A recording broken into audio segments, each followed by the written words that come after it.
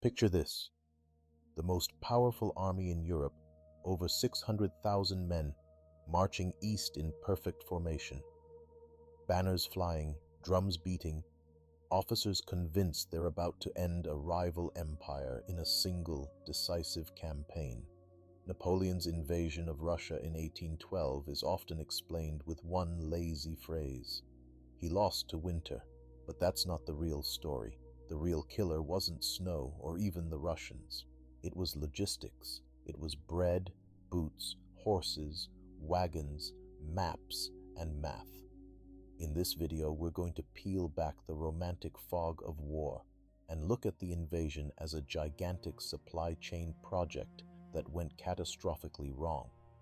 Think of Napoleon not just as a general, but as a CEO of the largest moving company in history, trying to feed, fuel, and coordinate a human machine stretching hundreds of kilometers. By the end, you'll see why the campaign failed long before the first snowflake fell. To understand why Napoleon was doomed in Russia, we have to step back from the battlefield and examine the system behind the fighting. Wars are rarely won by glory charges. They're won by spreadsheets, by whoever moves food, ammo, and people more efficiently. In 1812, Napoleon was gambling that his tried and tested system of living off the land and moving fast would crush Russia before those logistics caught up with him. He was wrong. In this episode, we'll walk through the invasion like a supply chain analyst: planning, assumptions, infrastructure, execution, and failure points. If you enjoy big picture history where battles meet numbers and strategy, you're in the right place.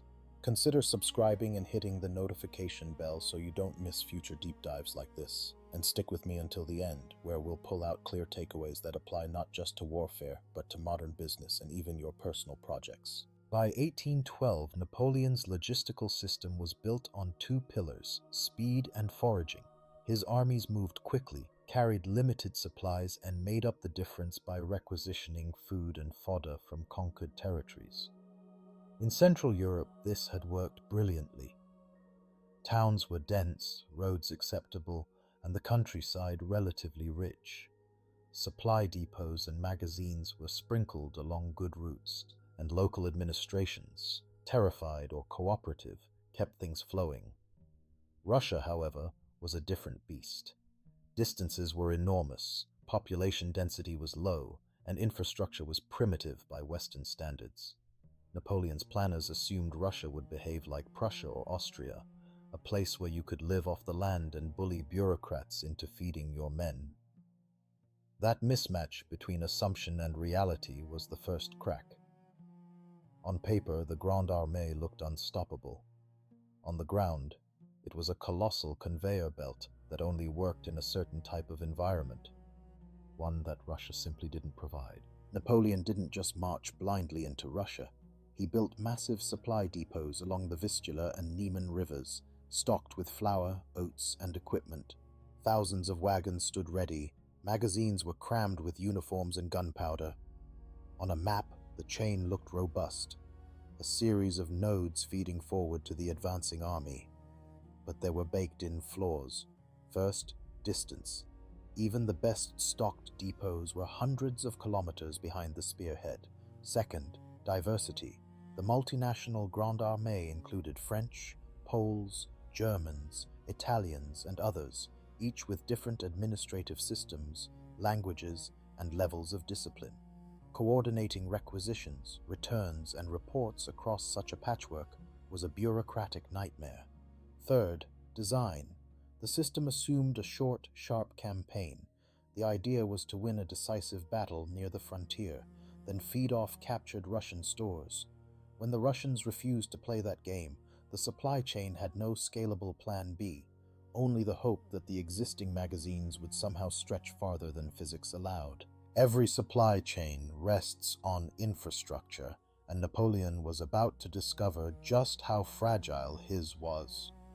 Western European roads were far from modern highways, but they at least existed in a usable network.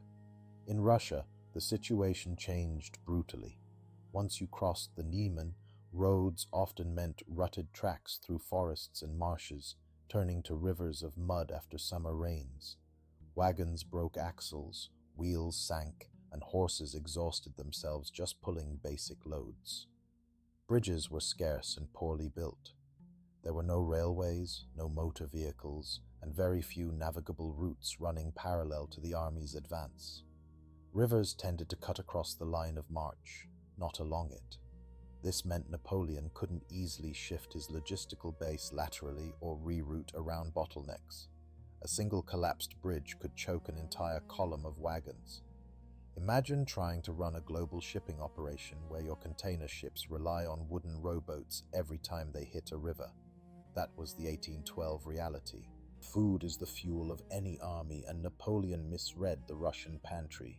His staff assumed the countryside could support large-scale foraging, seize grain, bake bread, slaughter livestock, move on.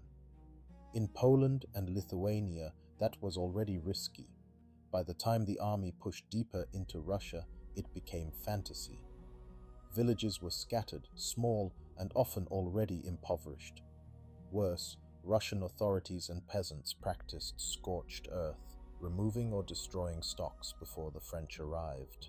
Barns stood empty, wells fouled, fields stripped bare. Foraging parties had to ride farther and farther, consuming their own rations and horses' strength just to maybe bring back a fraction of what the army needed. Logistically, the math didn't work. Each soldier needed around 2 pounds of bread a day, plus meat and wine or spirits when possible. Multiply that by hundreds of thousands, and you get daily requirements that no thin, devastated landscape could satisfy.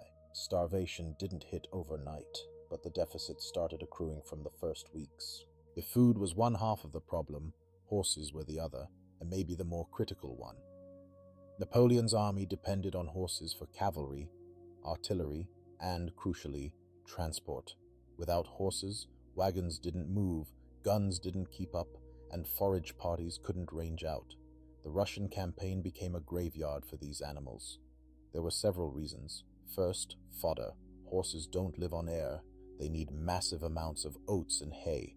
Those same scorched earth tactics that starved the men also starved the animals. Second, conditions. Mud, heat, and relentless marching tore up hooves and muscles. Many horses were drawn from Central and Western Europe, not adapted to Russian distances or climate. Third, disease and overwork. Underfed, overworked horses are vulnerable to illness and injury. As they died, fewer remained to pull heavier loads, creating a vicious downward spiral. Every dead horse was more than a tragic loss. It was a broken link in a chain already stretched to breaking. While Napoleon's supply chain strained, the Russians deliberately refused to give him the one thing his system needed most: a quick, decisive battle near the border. Instead, Generals Barclay de Tolly and later Kutuzov fell back, trading land for time. Every kilometer they retreated lengthened French supply lines and shortened their own. This was more than caution. It was strategy.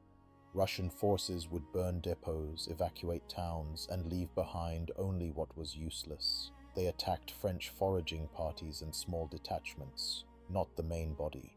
Think of it like a cybersecurity team refusing to engage your main server and instead quietly choking your bandwidth and cutting your data lines. Napoleon, used to defeating coalitions in 1 or 2 grand battles, found himself chasing a ghost. His staff's carefully drawn supply diagrams depended on the war ending quickly. The Russians understood that the longer the campaign lasted, the more the invisible enemy, distance and scarcity, would do their work for them. If you've ever managed a complex project, you know how dangerous bad data can be. Napoleon's Russia campaign was riddled with it. Maps were outdated or inaccurate, showing villages that no longer existed or roads that were barely tracks. Reports on Russian forces were contradictory. Supply officers often didn't know exactly how much was in each depot or how fast wagons could realistically move. Communication lagged behind reality. Messengers took days to ride back and forth along stretching lines. By the time a problem was reported, shortages, broken bridges, hostile Cossack activity, the situation had usually worsened. Decisions were made on what had been true, not what was true. This information fog led to overconfident marching schedules and unrealistic expectations. Napoleon repeatedly pushed ahead, assuming his supplies would catch up.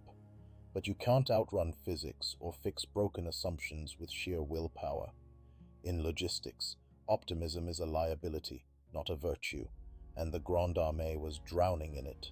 By the time Napoleon reached Smolensk and then Borodino, his army was already hollowed out long before the famous winter retreat. Stragglers, sickness, hunger, and desertion had eaten away tens of thousands of men. Many regiments looked intact on paper but were shadows in reality. At Borodino, the French technically won the battlefield, driving the Russians back. But for a supply chain, it was a disaster. The fight consumed massive amounts of ammunition and medical supplies, while ruining more horses and wagons. Crucially, it did not produce the decisive political result Napoleon needed. The Russian army slipped away, still a threat, and the road to Moscow opened, but at an enormous logistical cost. Every kilometer beyond Borodino was now traveled by an army that could no longer adequately feed itself, drag its artillery, or protect its own supply lines. Victory had become a trap. The deeper Napoleon went, the more every success magnified his underlying logistical weaknesses. Moscow was supposed to solve everything. In Napoleon's mind, occupying the Russian capital would force Tsar Alexander to negotiate, ending the campaign before winter. Logistically, Moscow also represented a giant hoped-for warehouse, a rich city where the army could rest, resupply, and reorganize. Instead, the French entered a largely evacuated city. Russian authorities had removed or hidden significant food stocks and valuables. Then fires, still debated as accident or arson, consumed huge swaths of what remained. The warehouse burned before the customer could unload a single pallet. Napoleon lingered in Moscow for over a month, waiting for a peace offer that never came, while his supply lines frayed even further. Wagons struggled to bring in meager provisions over increasing distances, harassed by Cossacks and partisans. The army was static, but its logistical needs were not, and the countryside around Moscow was quickly stripped bare. By staying, Napoleon wasn't buying time. He was burning it, along with his remaining reserves. When Napoleon finally ordered the retreat from Moscow in October, the logistics problem inverted. Instead of stretching supplies forward to an advancing army, he now had to pull a weakened, overloaded mass backward along a devastated route. The same villages that had barely fed the advance were now stripped to nothing. As temperatures dropped, the army's lack of winter clothing turned cold into a force multiplier, but it wasn't the original cause of collapse. Men who were already malnourished and exhausted couldn't generate enough body heat. Horses, underfed for months, stood no chance in icy conditions. Wagons froze in ruts. Then, when thaws came, sank back into mud. Russian forces pounced on every weakness, especially river crossings and bottlenecks like the Berezina. Here, failed pontoon planning and destroyed bridges turned an organized retreat into chaos. The retreat wasn't just a march away from Moscow. It was the final unraveling of a supply network that had been dying since June. Leadership choices turned a difficult logistical situation into a fatal one. Napoleon's genius lay in rapid concentration of force and bold operational maneuvers, not in conservative, plodding supply planning. His confidence, bordering on hubris, made him discount warnings about distance, climate, and Russian strategy. He repeatedly chose speed and audacity over logistical prudence, pushing deeper instead of consolidating, concentrating elite troops at the front while leaving lines of communication thinly guarded, and assuming political victory would arrive before material exhaustion set in. Subordinates often echoed his optimism, afraid to bring bad news or be seen as defeatist.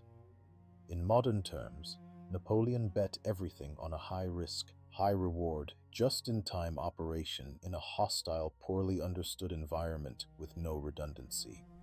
When the Russians refused to collapse on schedule, there was no contingency plan robust enough to save him.